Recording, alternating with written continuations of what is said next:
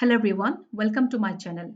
Today I'm going to discuss fact that is defined under section 3 of Indian Evidence Act.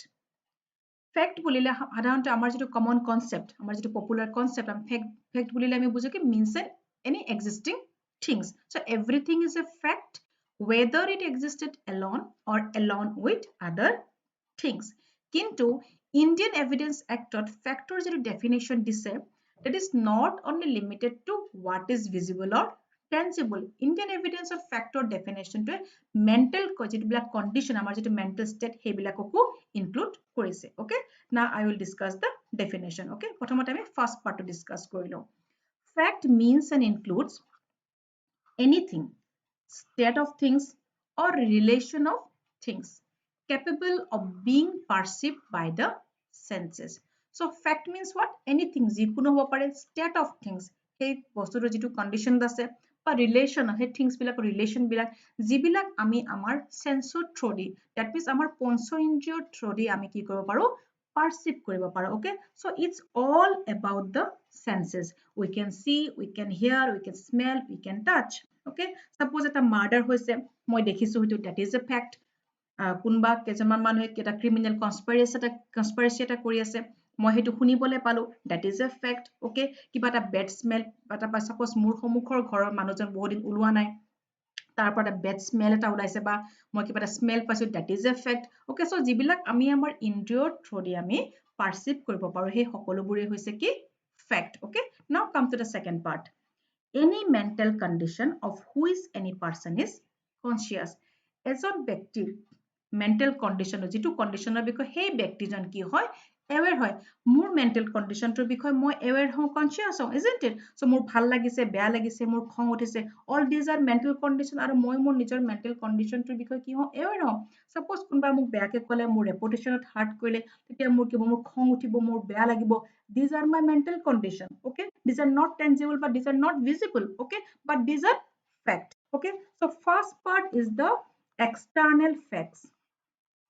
External facts, and second part is the internal facts. So এইবোৰ হৈছে external facts আৰু mental condition to হৈছে কি internal facts. So Indian evidence দিয়া factor definition to external internal both, it includes both the facts. Okay, illustration board আমি চাই লওঁ এতিয়া that there are certain objects arranged in a certain order in a certain place is a fact. কোনবা ঠাইত কিবা বস্তু কেইটামান certain orders arrange কৰি থৈছে, that is a fact. মই চাই পেলাই ক'ব পাৰি যে এনেকে এনেকে arrange কৰা আছে. Okay, so that a man heard or saw something, that is a fact.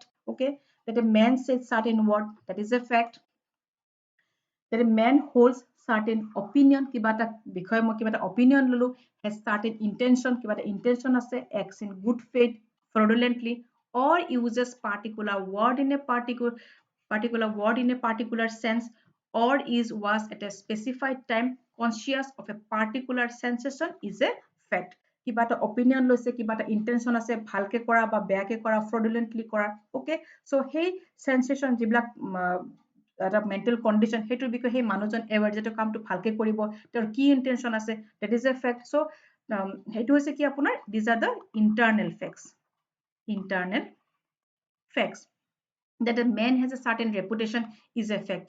So আপোনাৰ illustration A, B and C to হৈছে আপোনাৰ external facts আৰু D and E to হৈছে আপোনাৰ internal facts. Now fact may be classified as physical and psychological fact and positive and negative fact. So physical and psychological fact of first আমি discuss কৰিলো. Physical fact বুলি কোৱাৰ লগে লগে ইয়াত inanimate আৰু animate দুটাকে include কৰিছে বা দুটাই ইয়াত related হয় physical factor ক্ষেত্ৰত. Inanimate means not alive, that means itu nirjeev hoy. Okay, আৰু animate means ki having life. Okay, so physical factor living or non-living বা animate বা inanimate দুটাকে include কৰিছে ইয়াত. Okay, যিবিলাক আমি কি হয় আমাৰ ইন্দ্ৰিয়ৰ জৰিয়তে আমি কি কৰিব পাৰো perceive কৰিব পাৰো. Okay, so horse, man, these are the physical facts. Okay, suppose inanimate thing বুলি কিয় কৈছে, suppose এখন murder এটা হৈছে. Okay, সেই যিখন ডেগাৰ আপোনাৰ ইউজ কৰিছে বা যিখন নাইফ আপোনাৰ ইউজ কৰিছে সেই নাইফখন মই চাই ক'ব পাৰোঁ যে এইখন একদম ব্ৰেণ্ড নিউ খুব ধাৰ থকা শ্বাৰ্প হয় চ' সেইটো কি হ'ল মই ইন্দ্ৰিয়ৰ জৰিয়তে ইনএনিমেট থিং এটাক মই সেই বস্তুটো কেনেকুৱা ষ্টেট অফ থিংছ কেনেকুৱা ত' সেইখন চকী এখন নতুন নে পুৰণি সেইখন মই ইন্দ্ৰিয়ৰ মোৰ চাই পেলাই মই চুই পেলাই মই ক'ব পাৰিম নে নোৱাৰিম গতিকে ফিজিকেল ফেক্টটোত আপোনাৰ এনিমেট আৰু ইনএনিমেট দুটাকে ইনক্লুড কৰিছে আৰু যিবিলাক আমি কি কৰিব পাৰোঁ আমাৰ মানুহে পঞ্চ ইন্দ্ৰিয়ৰ জৰিয়তে কি কৰিব পাৰে পাৰচিভ কৰিব পাৰে অকে না সাইকোলজিকেল ফেক্টত ইয়াত এনিমেট বিঙৰ কথা কৈছে যে আমাৰ মেণ্টেল যিবিলাক কণ্ডিশ্যন মোৰ মনত যিটো এটা ধৰক যিটো চিন্তা হৈছে সেইটো বিষয়ে কি হয় মই নিজে কনচিয়াছ হয় চ' সাইকোলজিকেল ফেক্টৰ অকল সেইকাৰণে এনিমেট বিঙৰ কথা কৈছে ইয়াত মেণ্টেল কণ্ডিশ্যনটোৰ কথা কৈছে okay to' next is the positive and negative facts তো existence of a certain thing is a positive fact যিটো existence কৰিছে কিবা এটা certain things এটা সেইটো হৈছে কি